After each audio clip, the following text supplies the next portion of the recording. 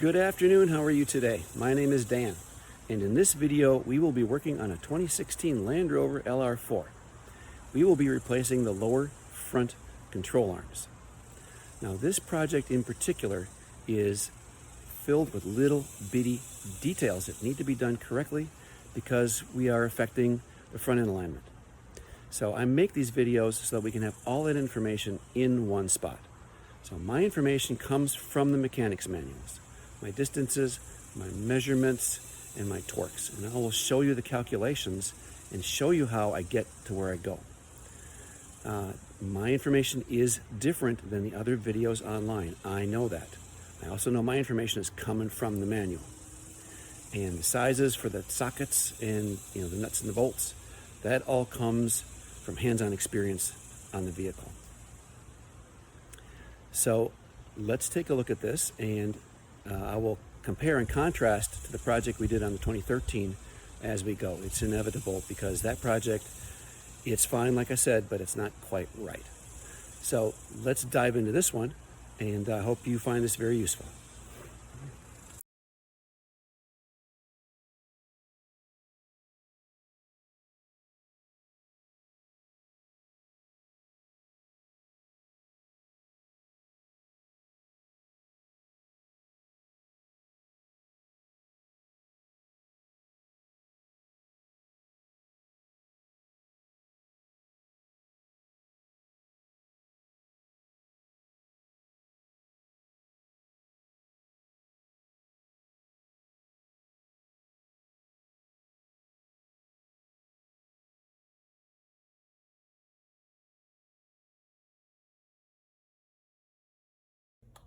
So let's talk about where we source our parts.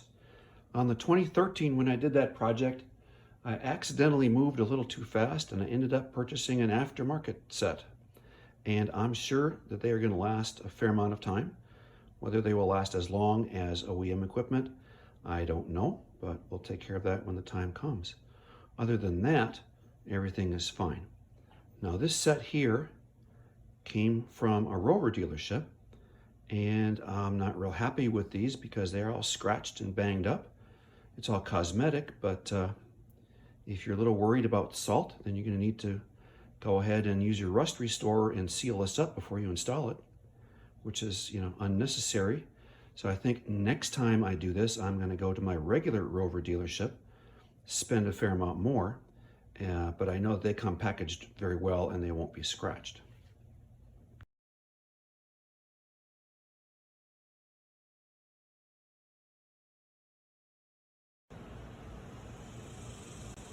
Let's talk about sourcing our nuts and bolts and bobbles. And this kit came from Atlantic British and has everything we need and then some. So this nut here is a hub nut that would go on the axle. We do not need that. That can go away. So then there are these two bolts that are used for alignment. You can see there's an eccentric on there. Comes with the nuts, comes the washers, comes with the other washers. And then there's the nut for the ball joint. And then there's this big one. This goes through the air shock, and again, the nut for that. Now I'll talk about this. Again, when I did this on the 2013, I got this kit, and this stuff was fine. However, this guy never torqued, and it actually sheared off. And it snapped in half at about half the torque that it should have taken. So even though I bought the kit from Atlantic British, again, I'm going to take this, we're going to get rid of it, and we're going to throw that in the science fair kit for later. And I bought, as you can see, honest to God Rover bolts, because that's what I did last time. I ended up buying Rover bolts and putting those in, and those torqued just fine, no problems with those.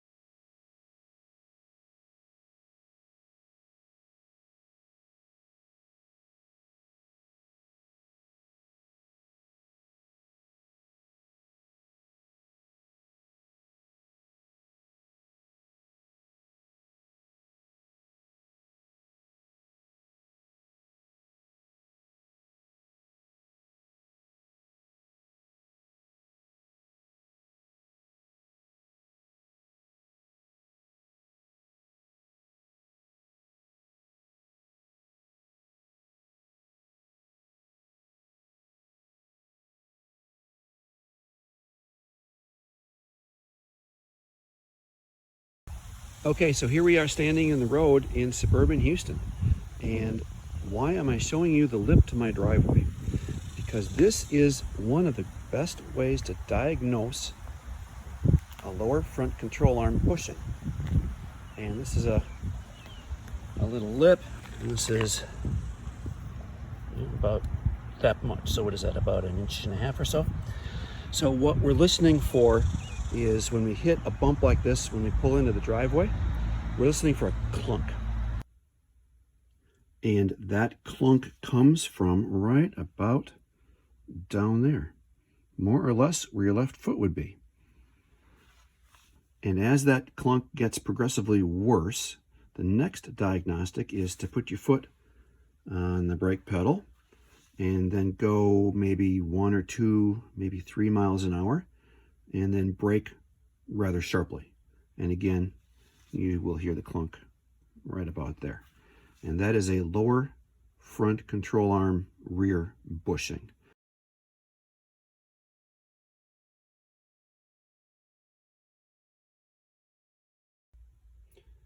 So the very first thing to do, of course, is to jack it up.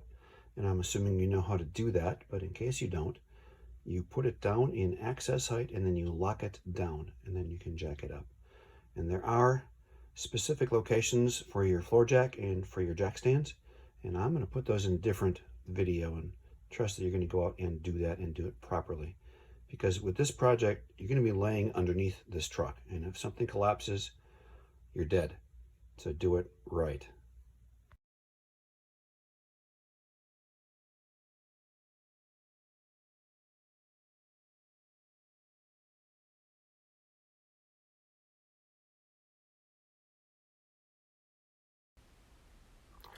Okay, so let's go ahead and deflate those shocks. Down at the bottom here it says search for tool.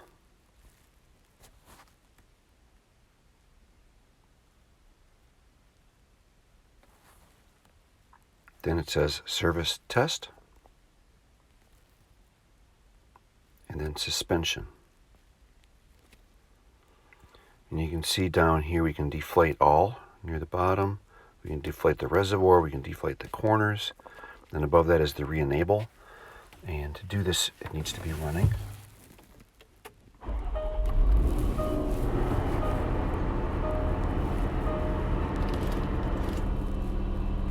So let's go ahead and just deflate the corners. Yes.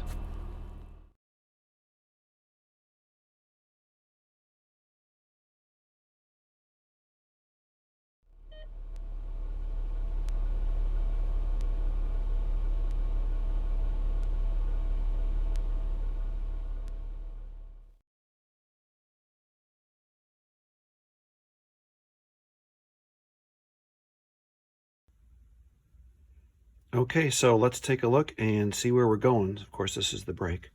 And then we're going to go in here. And right there is our front lower control arm bushing. And we're going to come back out and come around. And there's our rear control arm bushing.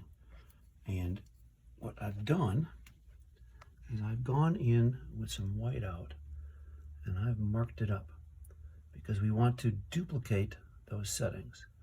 So I've done that in all 4 locations. There's the front bolt and the rear bolt, and front and the rear for each of those. So all 4 of these locations have been marked up. And then I have taken pictures, because the reality is it's hard to get to these spots, and the parallax from different locations makes it hard to get these in exactly the right positions. So I've taken some pictures so we can try and duplicate this as best we can.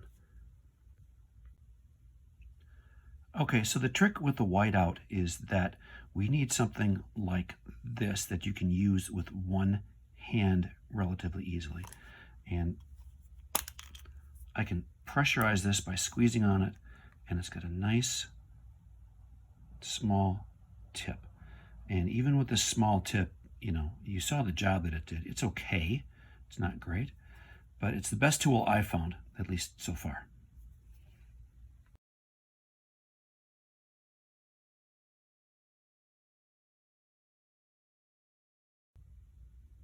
Now let's talk about getting these bolts out, because there are horror stories on the forums about getting these bolts out.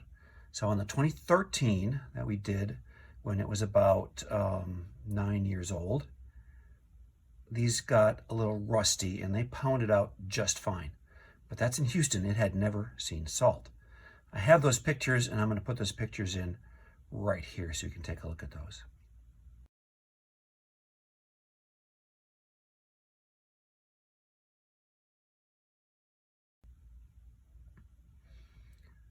Now this 2016, and it's 8 years old.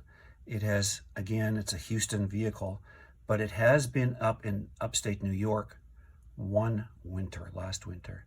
So when we take this apart, I'm going to show you what that looks like.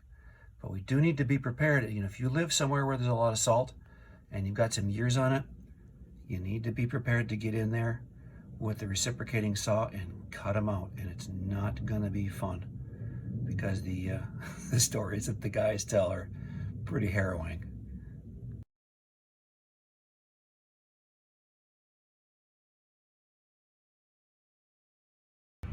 Okay, so as promised, here are the bolts from the passenger side, and this is probably the worst little bit. Not bad at all. They come right out.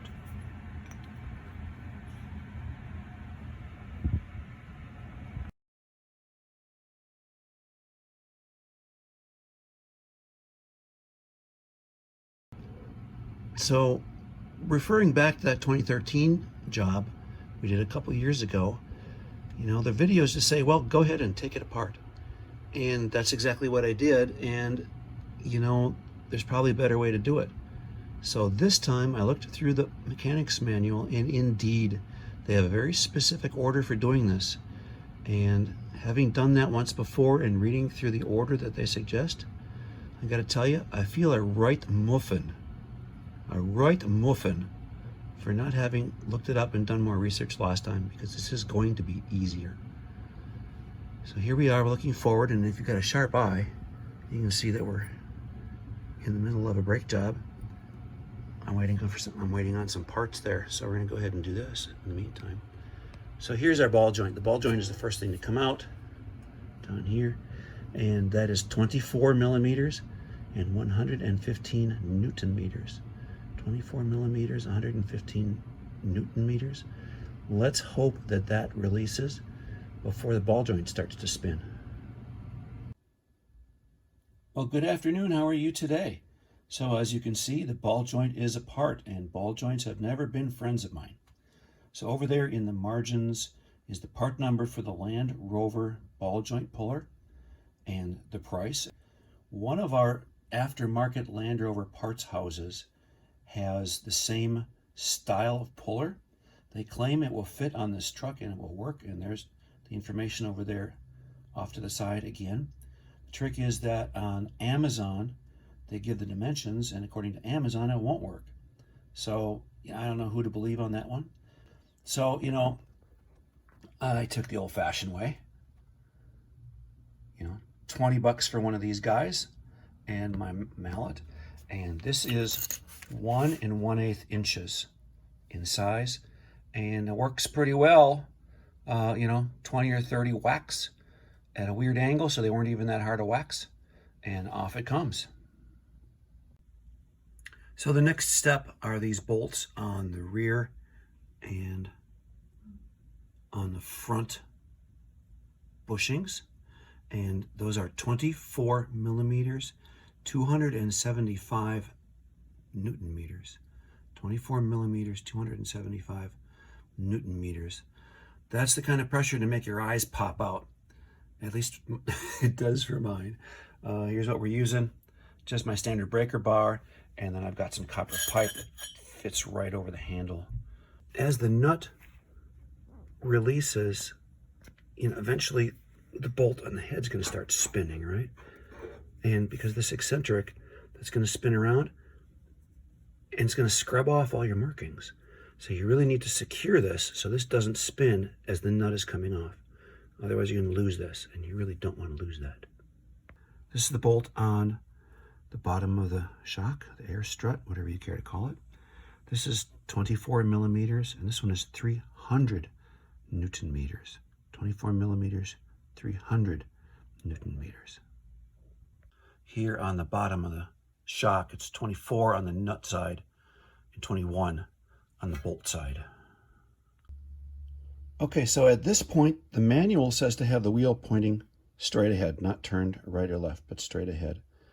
And I have some support here underneath the control arm, and that could be a little bitty floor jack like I have here. It could be a bottle jack, whatever you have around.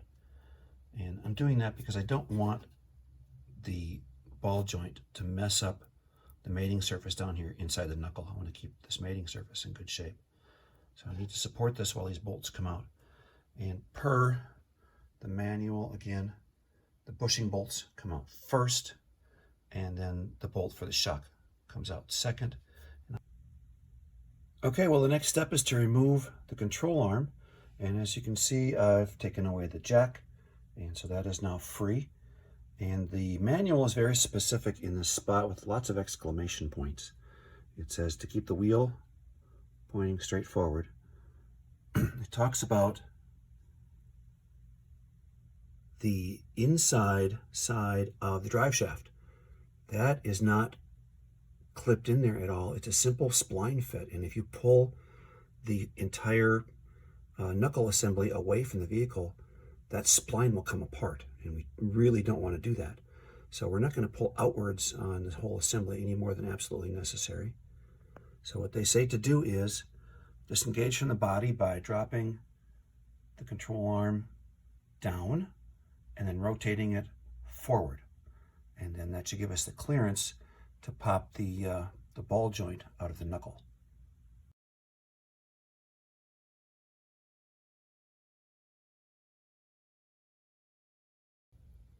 So here's something we don't often get to see, so I thought I'd just put it in. This is the rear bushing, and you can see that that's where the alignment bolt goes, and that's not a hole, that's a slot. So let me go ahead and put that in. And of course you want to get this to the right rotation. You also want to get it in the right depth, forward and backward.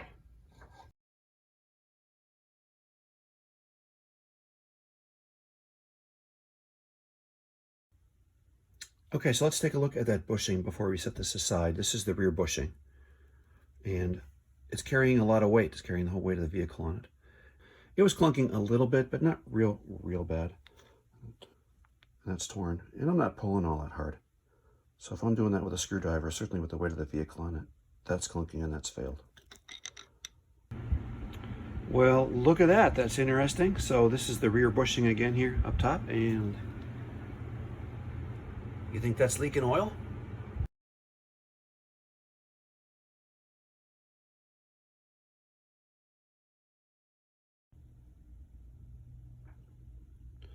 Okay, well, let's try and reinstall the new one. And again, an exclamation point in the mechanics manual. It says, do not over-articulate the ball joint, meaning that when we reinstall this, we don't want to put it in, slide this into the knuckle, and then hang any weight on it, because that will stress this quite a bit, and we don't want to do that.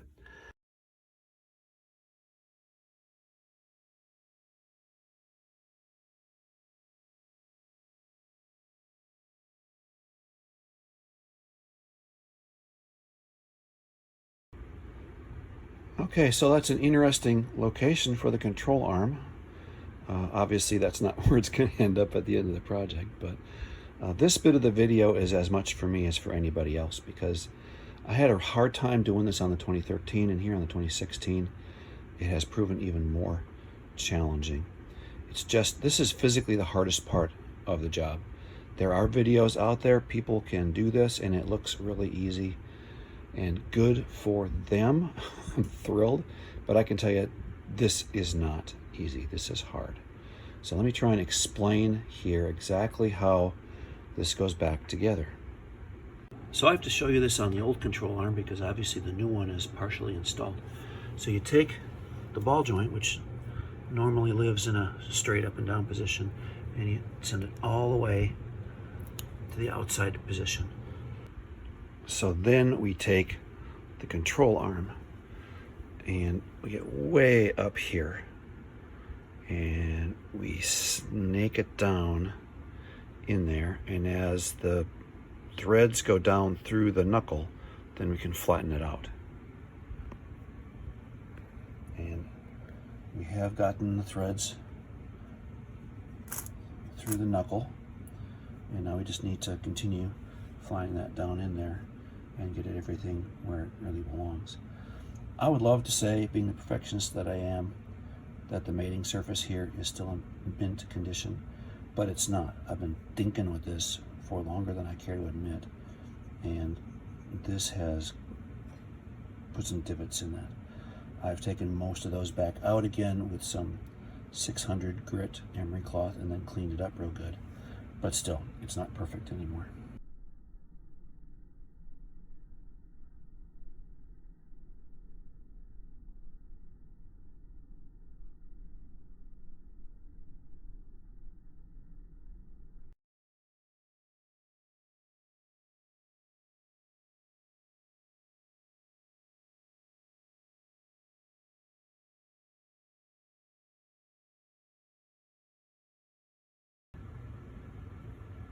Okay, so as you can see, the control arm has been re-slotted where it belongs, and the bolts rear and front have been preliminarily installed.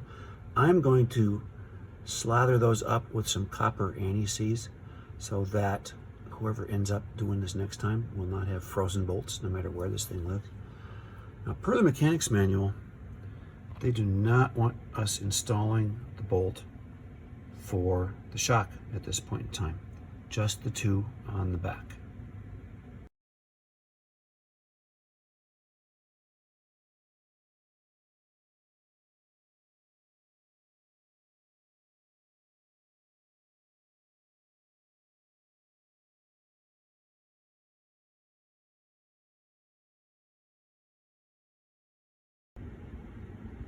Time to tighten down the ball joint. 24 millimeters, 115 Newton meters.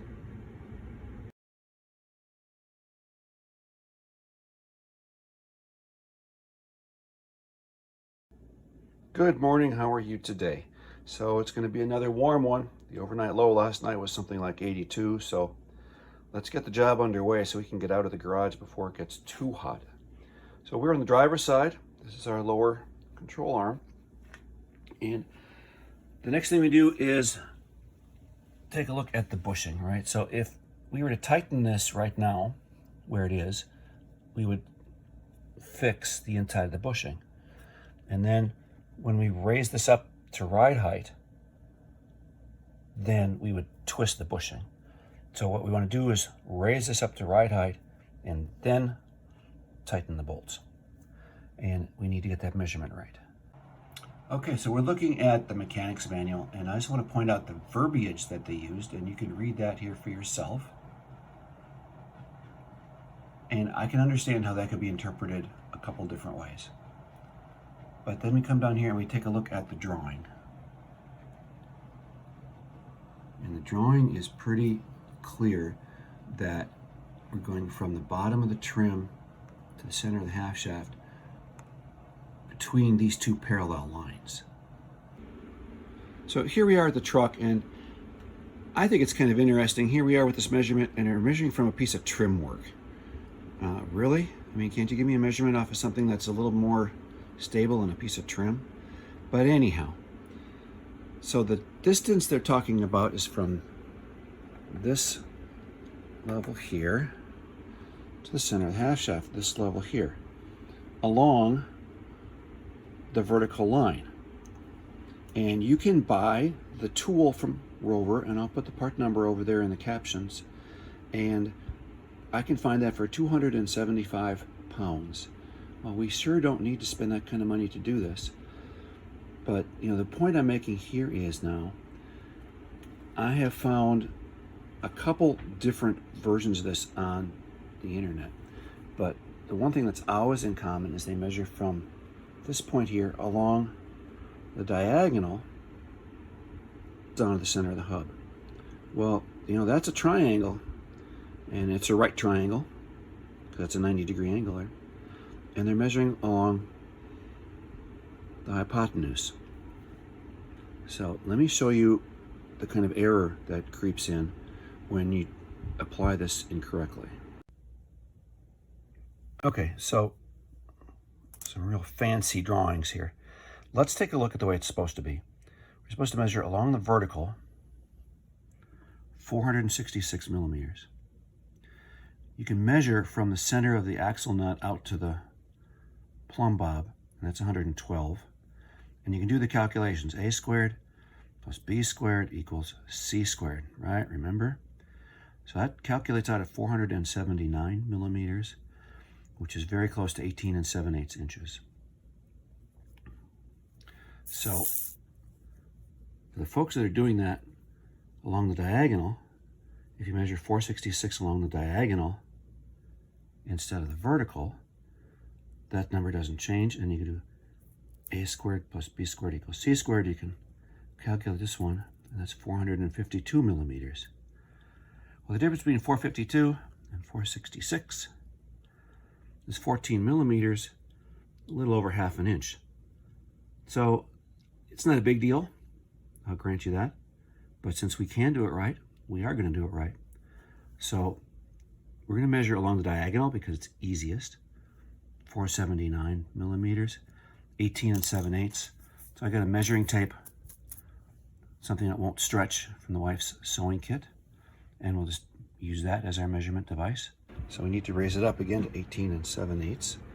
And this is what the mechanics manual says to do. Get a jack and a piece of plywood and jack it up. And again, they say not to have the bolt in there on the shock. I'm not sure really why that matters a whole lot, but you know, follow the instructions.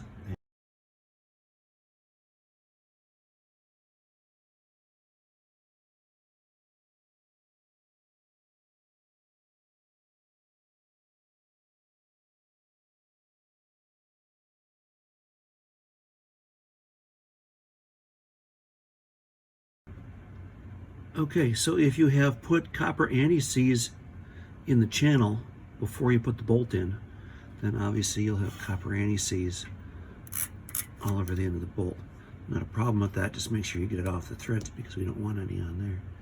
So I've got plenty of copper anti-seize down in the channel and on the bolt itself. That'll help next time. Now, this is easy enough to miss if you've never done this before, so I want to point it out. So notice this little guy here, and there's another one on the back side, and I've purposefully done this to show you that if you just slap the washer on,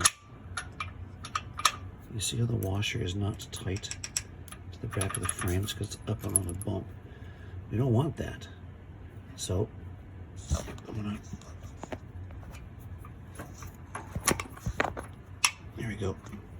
Just pull that forward a little bit, and now it is fully engaged, and it is back down tight against the frame all the way around, and that's where we want it. So remember, that's not just rotation on the bolt, that's also forward and back on the arm, so we can press the arm forward and back. So it takes about 16 hands to do this properly, and of course if you're working alone you only have 2, so it's always extra fun. Okay, so this is the back nut on the back bushing, and the challenge here is I cannot get my torque wrench in there because the clearance is just not enough. But I can get my breaker bar on there, and essentially I just tighten that up until my eyes bug out, and that's going to be tight enough. So remember that, just get it as tight as you can, because somebody else's wrenches will be on here shortly when you take it in and get it aligned, and they will hopefully do the final torquing.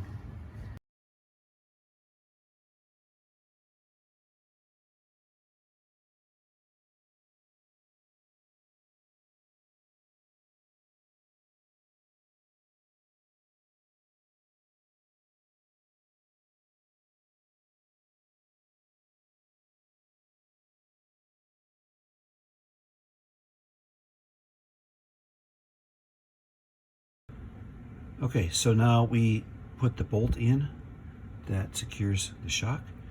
So we need to put some anti-seize in the channels and in the shaft of the bolt. And remember, we're using a Rover bolt for this. We are not using what came in the kit. And then that torques up. That is 24 millimeters, 300 Newton meters. 24 millimeters, 300 Newton meters. Okay, we are tightening up the bolt on the shock. And just a word about this. Don't be banging up the wire for your wear sensor on your brakes.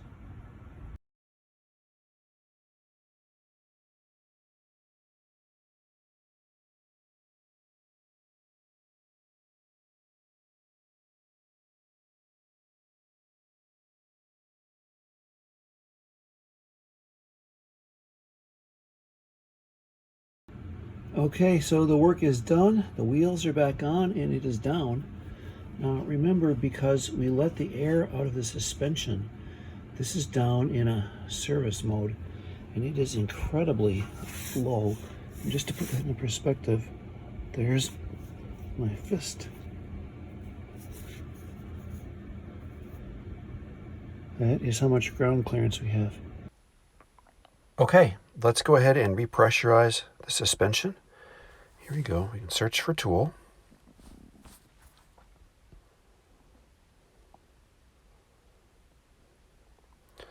We want to do service test. Suspension. And here in about the middle it says re-enable the suspension. So let's start it up. So we're going to re-enable the suspension. Yes. So here it's asking us to use the switches on the dashboard to select a height. And let's select normal height.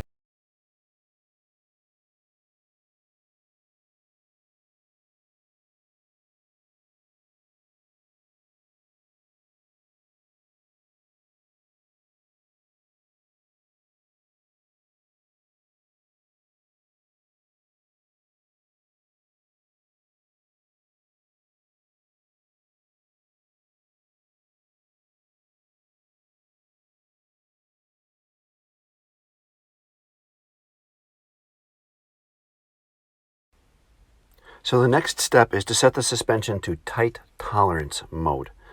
In normal mode, which is what we use every day, the suspension can be as much as a centimeter away from its set point on any particular corner and will not be adjusted until it exceeds a centimeter.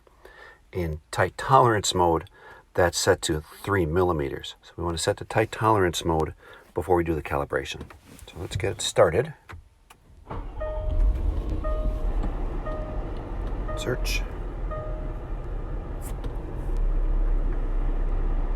And we want to do service test. Suspension. Set tight tolerance. Yes.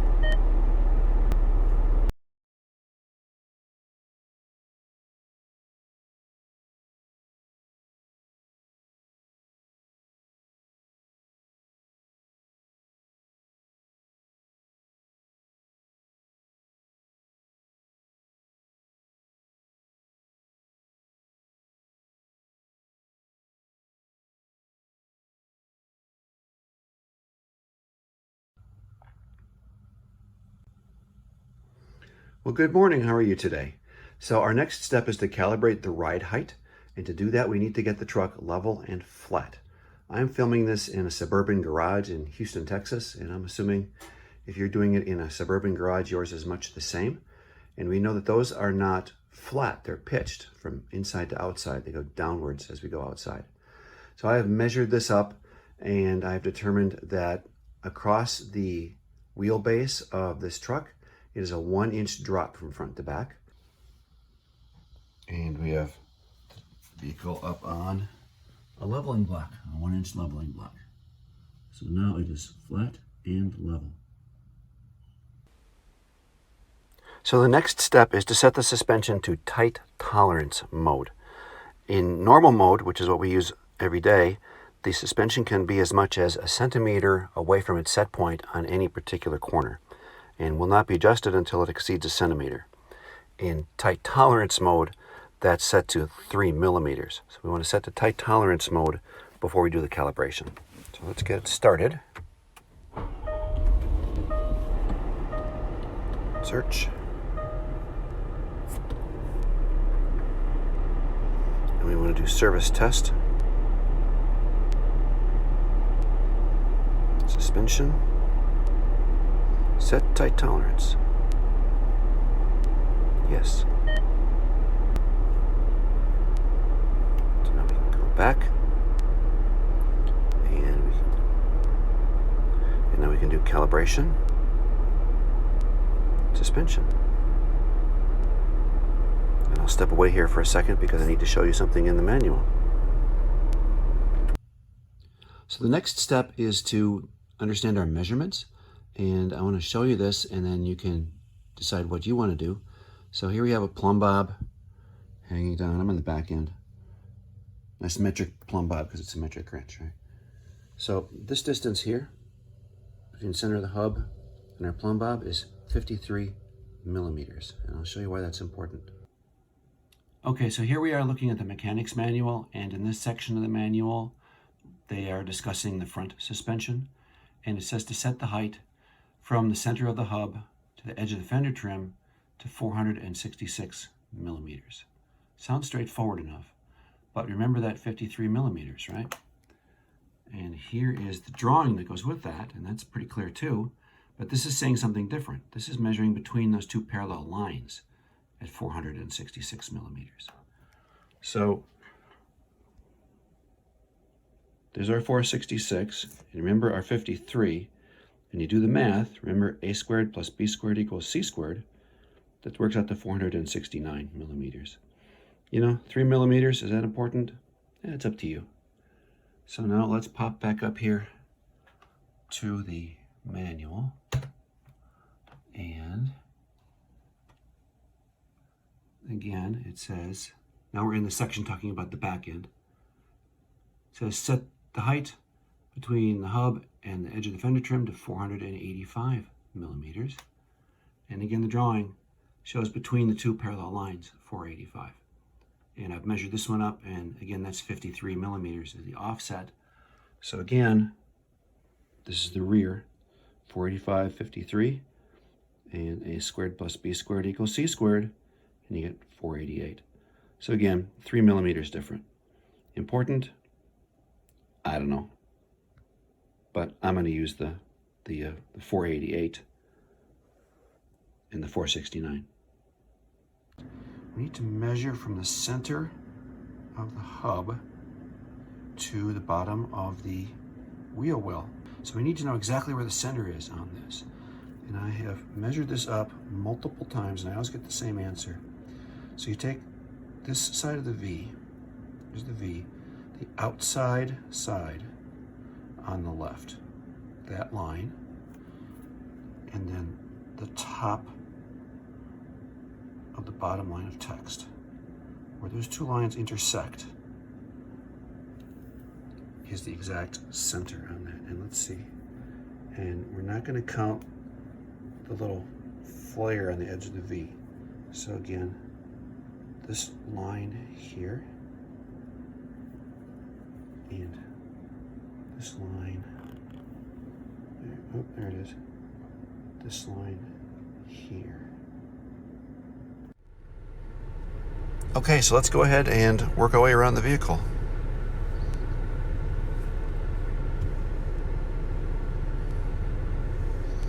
We're doing calibration on the suspension. And we do this. This has verbiage in here that I'm just going to blow through really quick.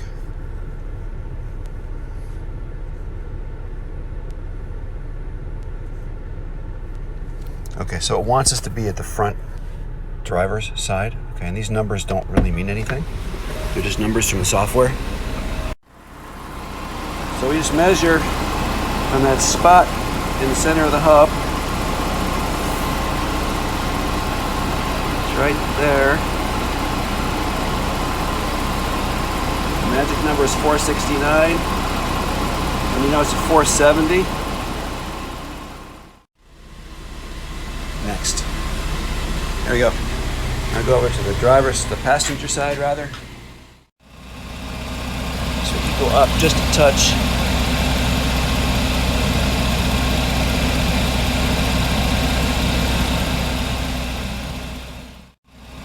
Ooh, way too much.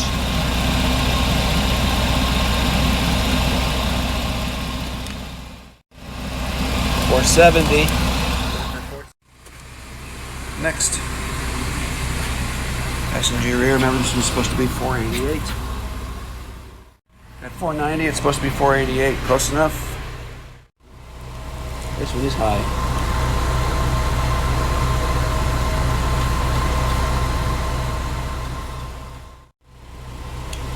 $490. And that's how long it takes to do the entire vehicle. Really quick. Now, me being me, I'm going to go around and do it again and double check. And that's it. Okay, so now let's not forget that we are still in tight tolerance mode, and that is not a user mode. So we need to disconnect from tight tolerance mode. It needs to be running.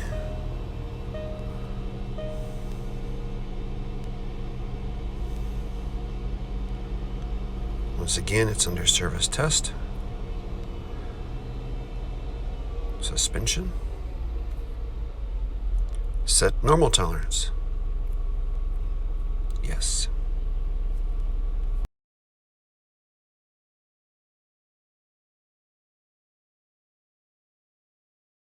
Okay, so that's an awful lot of information for a project that only requires 3 bolts. Well, what can you say? It's a Rover. So one of the things that comes up on the forum is about just changing the bushings out. You know, I suppose you can do that, but on the forums the guys say that the old bushings tend to rust weld themselves into place on the arms, and they're really, really hard to get out. But for me, it's just plain old easier to replace the entire assembly. So good luck to you when you do this. I hope that your bolts are not rusted in there, that you do not need a Sawzall, and I hope that you do not have that control arm bang you on the head as many times as it banged me on the head. Good luck to you when you do this. Have a great day.